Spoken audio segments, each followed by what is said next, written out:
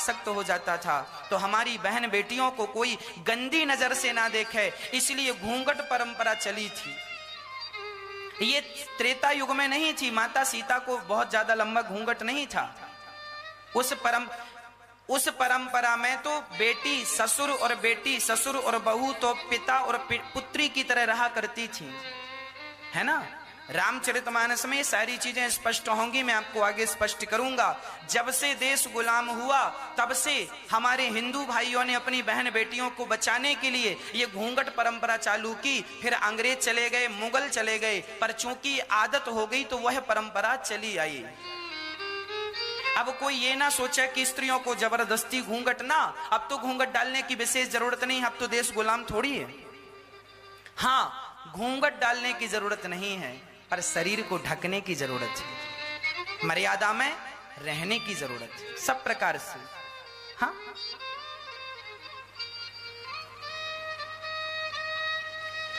तो माता सीता जब रंग भूमि जब सिय पगुधारी, देखी रूप मोहे नर नारी।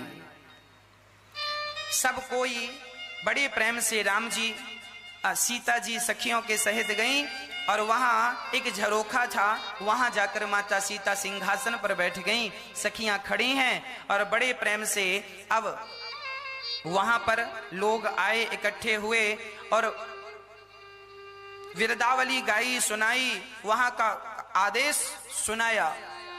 सुनो सुनो सुनो, यह पिनाक धनुष शंकर जी का धनुष है। जो राजा इस धनुष पर डोरी चढ़ाएगा उसी राजा से सीता विवाह करेंगी। अब ये बातें हो गई। अब बड़े बड़े राजा आने लगे, जो सबसे फर्स्ट में बैठे थे उनने कहा पहले मैं जाऊंगा। अब धनुष रखा है, अब जनक जी देख रहे हैं कोई डोरी चढ़ाए, हम सिया जी को भेजें और वो माला पहनाए। अब सिया जी बस टुकुर टुकुर राम जी की तरफ देख रही हैं, और राम जी भी ऐसे ऐसे सिर करके धीरे से सीता जी की तरफ देख लेते हैं। और मानो सीता जी ये इशारे से कह रही हैं पहले इनको मत उठने दो, आप ही उठ जाओ, आप ही जाओ और धनुष तोड़ो। राम जी कह रहे हैं मन से चिंता ना करो, यदि हम धनुष तोड़ लेंगे ना तो बड़ा विरोध हो जाएगा। क्या विरोध हो जाएगा? बोले ये लोग कहेंगे हमें अवसर नहीं मिला। तो पहले इन्हें अवसर देना अति आवश्यक है। तो राम जी चुपचाप बैठे हैं और बड़े बड़े राजा, है ना। रावण भी वहां पर आया था, और केवल रावण नहीं, वहां पर तो बाणासुर भी इस धनुष को देख करके चुपचाप वहां से चलता बना। रावण और बाणासुर जैसे योद्धा भी देखकर चलते बने, हिला नहीं किसी से। अब बड़े बड़े राजा उठा रहे।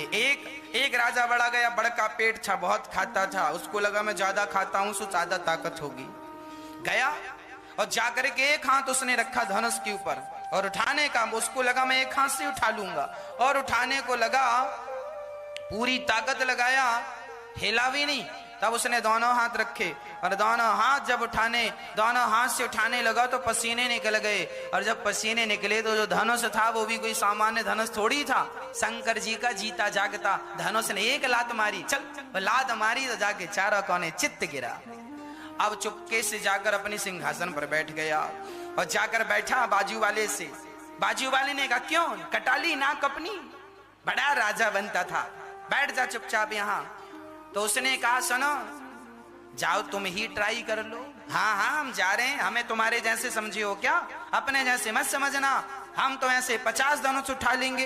अब दूसरा राजा गया, बड़ी तेजी से राजा गया, और उसने बड़ी जोर से धनुष में दोनों हाथ जमाए, और जो उठाने लगा धनुष भगवान ने फिर लात जमाया, वो भी चारों कोने चित्त। सारे राजा आते गए, चित्त होके चलते गए।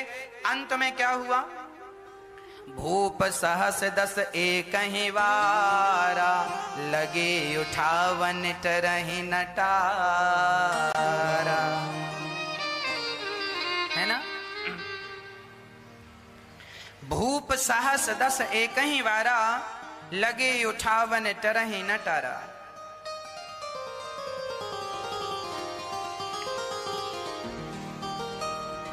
एक साथ 10,000 राजाओं ने एक ही वारा मतलब एक वार, सोमवार, मंगलवार, बुधवार, गुरुवार, वार कितने होते हैं मैया जी?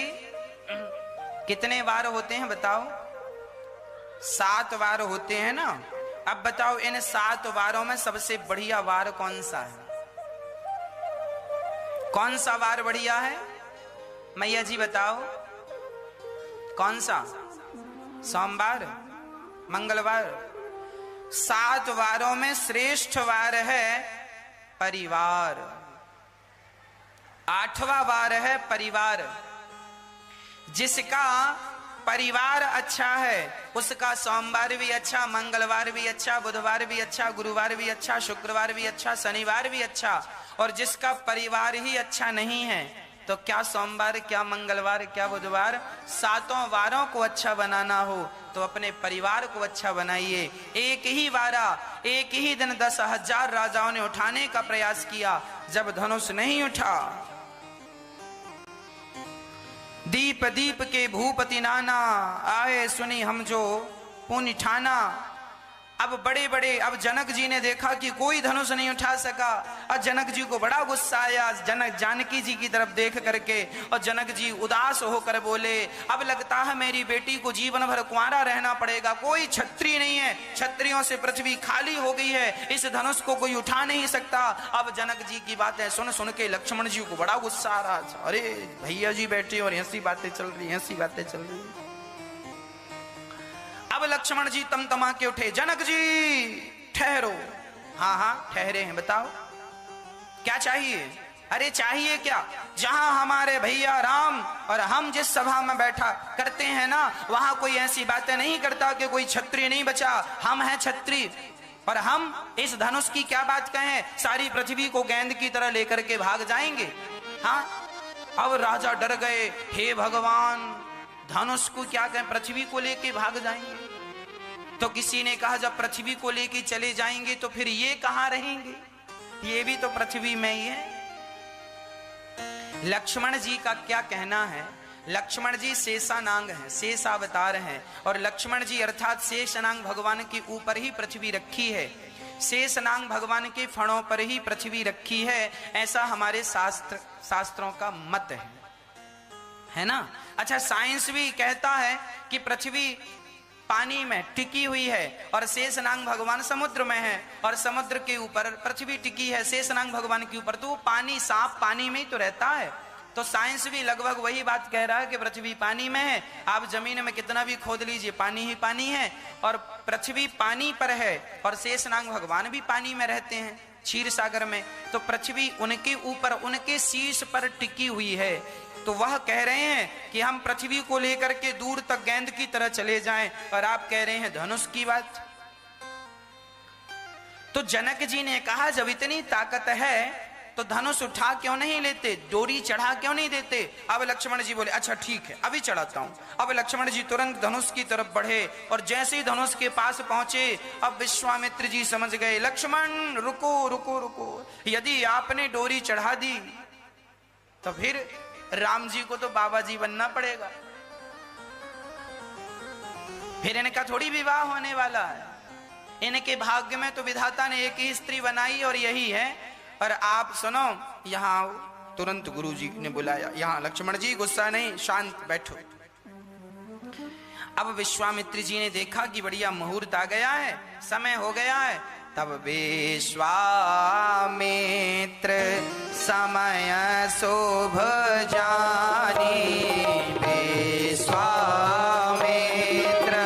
समय शोभ जानी, भूले अति स्नेह माया वाणी, भूले अति स्नेह माया वाणी, उठाहूँ राम भंजहूँ भव चारी,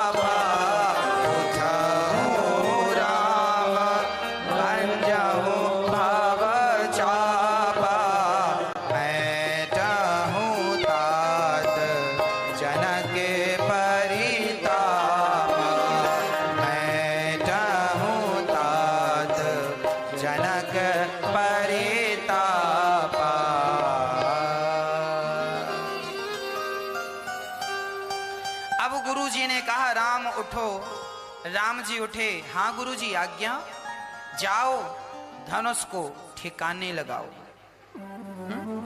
अब राम जी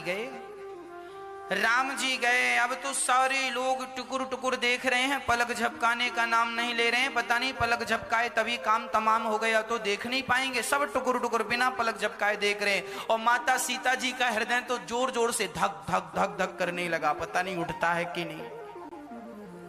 सीता माता पृथ्वी माता से कहने लगी, हे पृथ्वी माता, अभी तक धनुष को आपने पकड़ा था, अब जरा छोड़ दो, बिल्कुल हल्का कर दो, सारा वजन इसका बिल्कुल खींच लो, बिल्कुल फूल की तरह कर दो।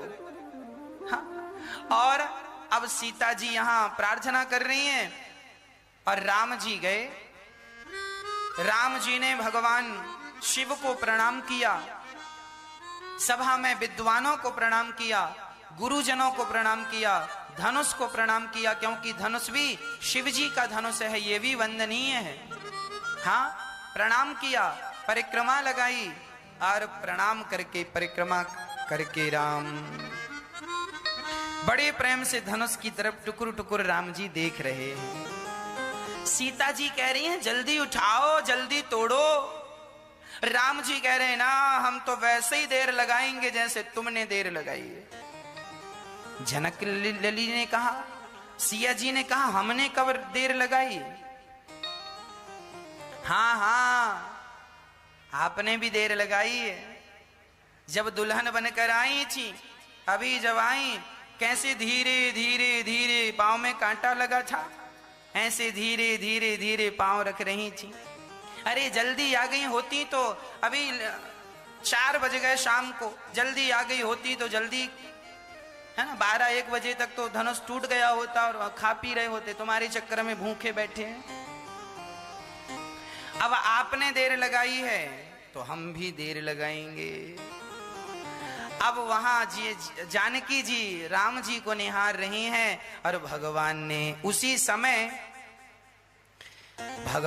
लेत चढ़ावत खेचत गाढ़े, काहू न लखा देख सब ठाणे। राम जी ने धनुष को एक हाथ से उठाया और उठाकर डोरी चढ़ाने लगे। उसी समय ते ही क्षण राम मध्य धनु तूरा।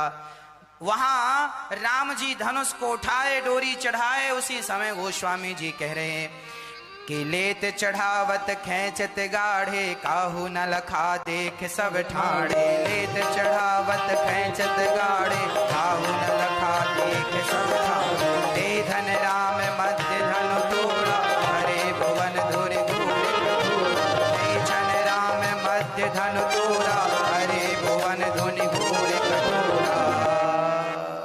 उसी समय राम जी ने बीच से धनुष तोड़ा। जय जयकार होने लगी, देवता पुष्प बरसाने लगे, ढोल नगाड़े बजने लगे, शंख बजने लगे, जय जय राम की ध्वनि होने लगी।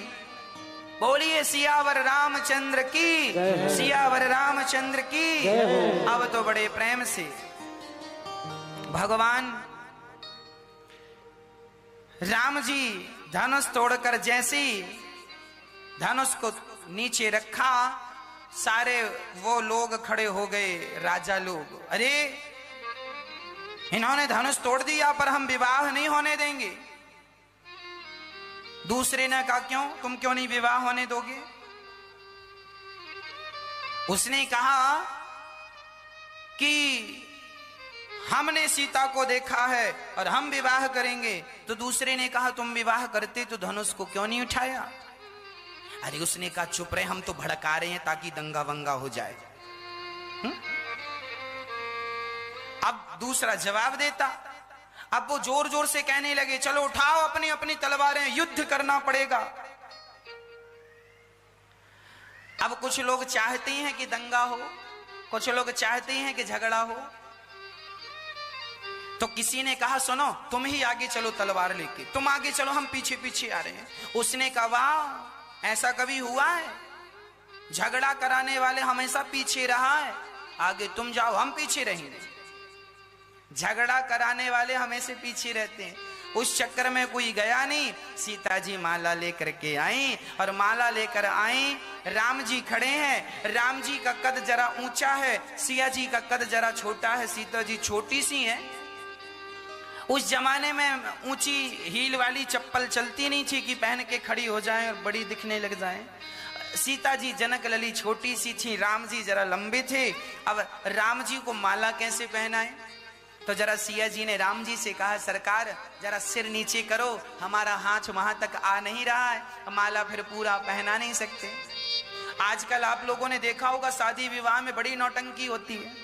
कहीं माला पहनाने के समय कोई लड़का को उठा लेता है तो कोई लड़की को उठा लेता है, और माला ही टूट जाता है जिस माला को पहना रहे हैं। शादी के पहले ही माले वाले टूट गए, आगे चल के राम जाने क्या होगा इन लोगों का। हाँ? कैसी कैसी शादियां लोग करते हैं और कैसा कैसा। इसीलिए कहते हैं हर जगह हर, देखिए मजाक भी अच्छी बात है पर हर जगह मजाक अच्छी नहीं लगती। अब कोई मरा पड़ा और वहां कोई मजाक करने लग जाए, हद तो तब हो गई जब एक आदमी ने मरे हुए बाप के संग अर्थी ले जा रहा था और सेल्फी ले रहा था। हद तो तब हो गई, बाप को रखा कंधे पे, ले जा रहा अर्थी बाप की, और सेल्फी का इतना क्रेज कि मरे बाप के संग ही सेल्फी ले ली उसने। हाँ? तो हर जगह आपका ये जो ज्ञान है ना, जो उल्टी जगह चलता है, ये हर जगह कामयाब नहीं है। कहां मजाक होनी चाहिए, कहां मजाक नहीं होनी चाहिए, कहां कौन सी बात होनी चाहिए, कहां कौन। इसीलिए कहते हैं कि शिक्षा तो हो पर शिक्षा के साथ दीक्षा हो। आपको शिक्षा तो है पर दीक्षा ना होने के कारण, गुरु परंपरा से ना जुड़ने के कारण आपका जीवन अभी रिक्त है, अर्थात खाली, बहुत चीजों से खाली है। अब शादी विवाह में लड़की को उठा लेना, दुल्हन को, अब लड़की माला पहनाने के समय कभी यहां हो जाती है, कभी यहां हो जाती है ना। माला नहीं, अरे जब माली नहीं पहनना था तो शादी काहे कर रही हो। हाँ, ये शोभनीय नहीं है, ये अशोभनीय है। शादी विवाह जानते हो, मर्यादा जानते हो।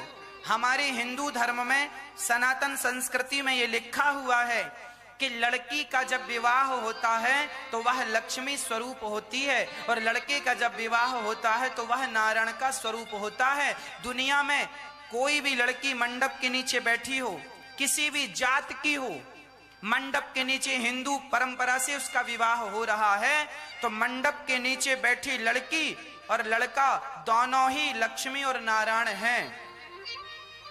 उन्हें लक्ष्मी और नारायण के रूप में ही देखना चाहिए। जब तुम्हारी शादी होती है ना, मंडप के नीचे पंडित जी वेद मंत्र पढ़ते हैं, वहां मंडप की जो छांव होती है, सारे वेद पुराणों का आवाहन होता है, संत मुनियों का आवाहन होता है, ऋषियों का आवाहन होता है, सप्तर्षियों का, भगवान का, गणेश जी का, गौरी जी का आवाहन होता है, और भगवान की उपस्थिति में तुम्हारा विवाह कराया जाता है।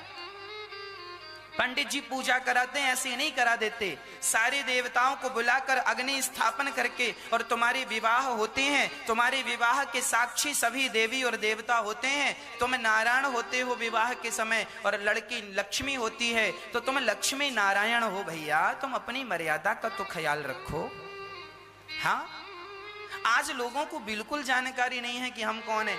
आजकल तो लड़के शादी करने जाते हैं, अपनी शादी में शराब पी के आते हैं। हाँ या ना? हमने सुना कि लड़का शादी में बार बार दुल्हन की गोद में जाके गिर रहा था। क्यों गिर रहा था दुल्हन की गोद में? ज्यादा पी रखी थी, बैठा भी नहीं जा रहा। हम तो लड़की के माँ बाप से कहेंगे ऐसे दुल्हे को तुरंत उल्टा लटका के मारो और तुरंत बारात को वापस कर दो। जो लड़का मंडप के नीचे अपने आप को नहीं संभाल सकता, वो तुम्हारी लड़की को जीवन भर क्या संभालेगा? क्या संभालेगा? सोचो।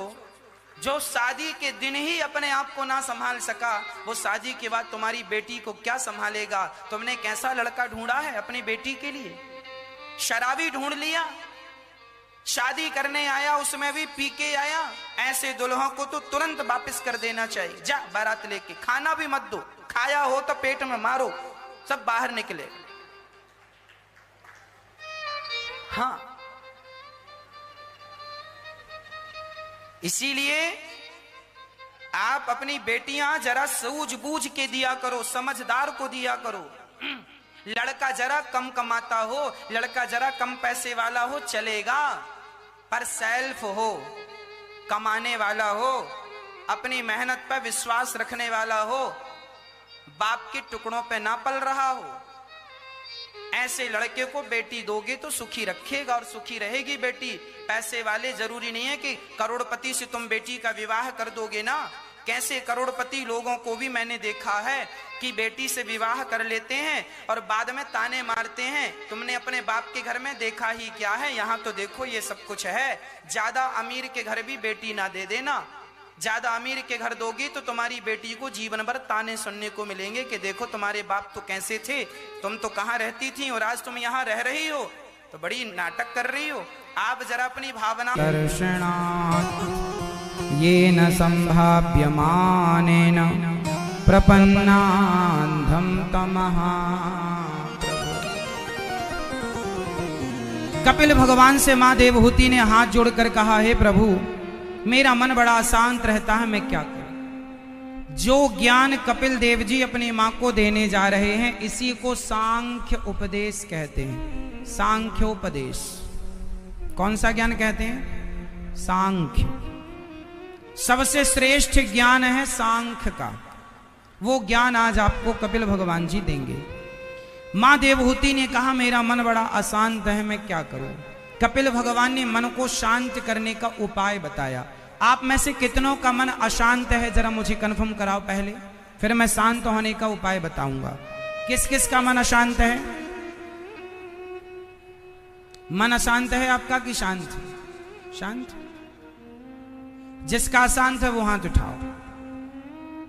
अभी तो कह रहे थे शांत। किसका मन शांत है? अशांत किस किस का? हाथ उठा लो, फिर हम शांति का बताएंगे उपाय। आपका मन अशांत है? आपका शांत है? बोलो हाँ या ना। शांत है? काहे झूठ बोल रही हो? किसी का हुआ कि तुम्हारा हो जाएगा? अपने आप से झूठ, इससे बड़ा झूठ कुछ नहीं है, और वो भी खुद से।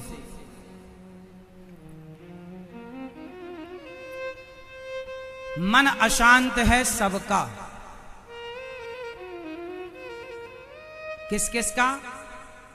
अर्जुन कह रहे हैं कन्हैया से, हे कन्हैया मेरा मन बड़ा अशांत है। अर्जुन जैसों का मन अशांत है, वो स्वीकार कर रहे हैं कि मेरा मन अशांत है। और आप लोग कह रहे हैं कि मेरा, कुछ लोग कि मेरा मन बड़ा शांत है।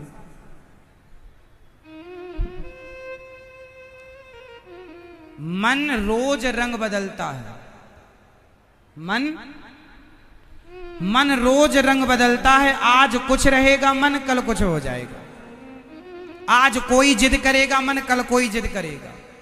मन पे भरोसा ना करना, ये मन किसी का सगा नहीं हुआ। मैं अर्जुन के बारे में थोड़ी बता दूं, फिर मैं आपको बताऊंगा कि कृष्ण ने क्या उत्तर दिया गीता में जब अर्जुन ने पूछा कि मेरा मन बड़ा शांत है। पहले मैं अर्जुन का परिचय आपको दूं। अर्जुन एक बार स्वर्ग गए तो वहां अर्जुन को एक अप्सरा मिली। वो अप्सरा ने अर्जुन को ऑफर दिया कि तुम बड़े सुंदर हो, आज मैं तुम्हारे संग रहना चाहूंगी। मैं तो स्वर्ग की अप्सरा हूं, मेरे लिए तो देवता भी तरसते हैं। मैं खुद से ऑफर दे रही हूं तुम्हें अर्जुन, तुम मेरा उपयोग करो आज। अर्जुन ने हाथ जोड़े, कहा मां आप मेरी मां हो। मेरे पूर्वजों ने स्वर्ग में आकर के आपके संग रमण किया है, और जिनका रमण, जिनके संग मेरे पूर्वज रमण कर चुके तो वो मेरे लिए मां हो गई। तो मैं आपको इस भोग की दृष्टि से कैसे देखूं? सोचिए, अर्जुन अप्सरा का ऑफर ठुकरा रहे हैं। उनका मन शांत है या अशांत है? भाई जिसका मन शांत है वही तो ऐसी बातें करेगा। वो अर्जुन जो एक अप्सरा के मन को, अप्सरा के ऑफर को ठुकराने वाले अर्जुन, वो क्या कह रहे हैं कि हे कृष्ण मेरा मन अचंचलम, हे मनः कृष्णा मेरा मन बड़ा चंचल है। जबकि अर्जुन का मन चंचल नहीं था। लेकिन हम जैसे पापियों के लिए उन्होंने सवाल कर दिया कि जब तुम्हारा चंचल हो तो तुम सवाल करना, फिर उत्तर क्या मिलता है उस उपाय को करना, मन शांत हो। तो अर्जुन ने पूछा कि मेरा मन बड़ा चंचल है, मैं क्या करूं? तब कृष्ण ने उत्तर दिया कि हे अर्जुन, यदि मन चंचल हो तो उसे वश में करना जरूरी है, क्योंकि आज जितनी भी परेशानियां हैं, कष्ट है, दुख है, वो सिर्फ मन के कारण है। सारे दुखों की जड़ क्या है? जोर से, मन। सारी जिंदगी आपको परेशान कौन करता है? मन। आप अपने पड़ोसी से, अपने पति से, अपने पुत्र से परेशान नहीं हैं, आप अपने मन से परेशान हैं। बूढ़ापा आ गया आपका, लेकिन मन की इच्छाएं अभी तक अधूरी हैं। तो ये मन सबको परेशान कर रहा है, सबको, एक भी नहीं बचा। साधु संतों को भी ये मन परेशान कर रहा है, सबको। छोटा बच्चा है, उसका मन खिलौने में, थोड़ा बड़ा हुआ उसका मन स्त्री पुरुष में, और बड़ा हुआ जमीन जायदाद प्रॉपर्टी पैसे में मन, और बड़ा हुआ और ना जाने तमाम इच्छाएं, बिजनेस व्यापार, ये हो जाए वो हो जाए, गाड़ी हो बंगला हो। सारी जिंदगी मन लगा रहा और लगा लगा ही मर गए। क्या मिला? आदमी मर जाता है पर अपने मन को वश में नहीं कर पाता। और ये मानव का शरीर मन को वश में करने के लिए मिला है, पर आप मन को वश में तो करते नहीं, कुछ और करते हैं। मन को वश में कैसे किया जाए? सारी फसाद की जड़ कौन है? आपका गुजारा घास की झोपड़ी में भी हो सकता है, बोलो हाँ, पर बड़ा सा बंगला हो, ये किसकी इच्छा है? आपकी या आपके मन की? जोर से। गाड़ी 800 हो, छोटी हो तो भी यात्रा हो सकती है, पर मर्सिडीज हो, बड़ी गाड़ी BMW हो, ये किसकी इच्छा है? जोर से। मन की। पेट तो दाल चावल सब्जी रोटी से भर जाता है, पर 56 भोग हो, किसकी इच्छा है? पत्तल में आदमी खा लेता है, पर सोने की थाली में खाऊंगा, चांदी की थाली होनी चाहिए, किसकी इच्छा है? आप सारी जिंदगी अपनी मन की इच्छाएं पूरी करते हैं। जरा मुझे बताओ कि आपके मन की इच्छाएं पूरी हो गई? बोलो नहीं। आप ना आज के 10 साल पहले जरा वापस जाओ, जब आपकी शादी नहीं हुई थी, तब आपकी इच्छा थी शादी हो जाए, शादी हो गई। शादी के बाद जब आप पहली बार अपनी पत्नी से मिले और पहली बार संसार के भोगों का सुख लिया, तब से लेकर आज तक आपने हजारों बार संसारिक सुख भोगा। लेकिन मैं आपसे सवाल करूंगा, इतनी बार संसार का सुख लेने के बाद क्या आपका पेट भरा? इतनी बार आप खाए हैं, क्या खाने से पेट भरा? इतनी बार इतने पैसे कमाए, क्या आपका पैसे कमाने से पेट भरा? सारी जिंदगी इच्छाएं इच्छाएं इच्छाएं करते गए, अब पूरी कर लेंगे, अब होगा। अब आपके चक्कर में बाल पक गए, बुढ़ापा आ गया, कमर झुक गई, पर तुम्हारी एक भी इच्छा पूरी हुई हो तो मुझे बताओ। हुई? किसी की हुई हो तो बताओ। इच्छा पूरी नहीं होती और हम पूरी करने में जो पूरा होता ही नहीं है उसे आप पूरा करेंगे कैसे? इच्छाओं को पूरा करते करते शरीर पूरा होने को आता है, पर इच्छाएं जस की तस अधूरी की अधूरी रहती है। इसलिए आज मैं आपको बताऊंगा कि आप एक चीज पूरा कर लो, अपने आप सब पूरा हो जाएगा। अच्छा ये बताओ, जरूरत और इच्छा ये दोनों एक ही हैं या अलग अलग हैं? जोर से। जरूरतें और इच्छाएं। आप बताइए जीवन में क्या पूरा हो सकता है, इच्छाएं या जरूरतें? क्या? जरूरत पूरी हो सकती है, पर इच्छाएं, जरूरत तो रिक्शे वाले की भी पूरी हो जाती हैं। जरूरत क्या है आपकी? रोटी, कपड़ा, मकान और शिक्षा, ये हमारी जरूरत है। तो जरूरतें पूरी हो सकती हैं, पर इच्छाएं रावण की पूरी ना हो सकी। रावण की इच्छाएं थी कि मैं लंका से स्वर्ग तक सीढ़ी बनाऊं, पहली। रावण की दूसरी इच्छा थी कि गोल्ड में, सोने में खुशबू होनी चाहिए। यह प्रस्ताव पारित करवाना चाहता था। इच्छाएं पूरी। और रावण की तीसरी इच्छा थी कि मैं अमर हो जाऊं। हम काहू के मरही न मारे। क्या रावण की इच्छाएं पूरी हुई?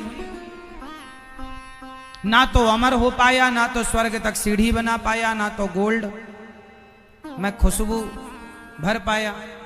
इच्छाएं रावण की पूरी नहीं हुई और जरूरतें तो माता शबरी की भी पूरी हो गई। आप यदि जरूरतें पूरी करते तो आप दुनिया के सबसे अमीर व्यक्ति होते, क्योंकि जरूरतें पूरी हो सकती हैं। पर आप क्या पूरी करने में लगे हैं?